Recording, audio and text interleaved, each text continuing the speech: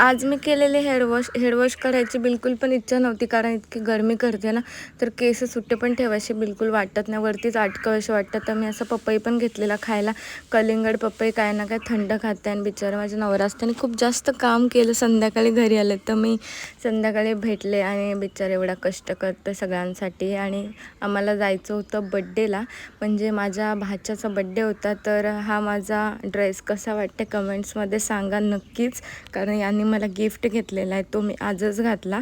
आणि गेलो बड्डेला, त्याला विश वगैरे केलं, लगेच तो व्हिडिओत पण आला, कारण त्याला पण व्हिडिओत यायला आवडतं लाजून.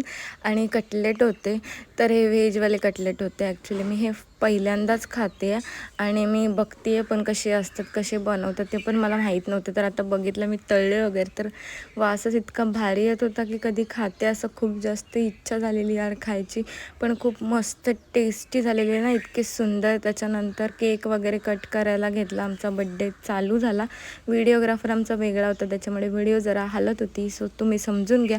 आणि गिफ्ट वगैरे दिलं त्याला, तर गिफ्ट पण त्याला खूप जास्त आवडलं. लगेच खोलून बिलून बघितलं, कारण छोट्या मुलांना जास्त एक्साइटमेंट असते ती गिफ्टची, बाकी कसली नसते. सो तेच जास्त इम्पॉर्टंट असतं पहिलं तर. त्याच्यानंतर केक वगैरे कट केला, नाश्ता वगैरे झाला आणि माझा आजचा ब्लॉग पण इथेच एंड झाला. भेटूया आपण उद्याच्या ब्लॉगमध्ये. तोपर्यंत गाईज, आपले ब्लॉग कसे वाटतात ते मला कमेंट सेक्शनमध्ये नक्की कळवा. So bye bye, good night.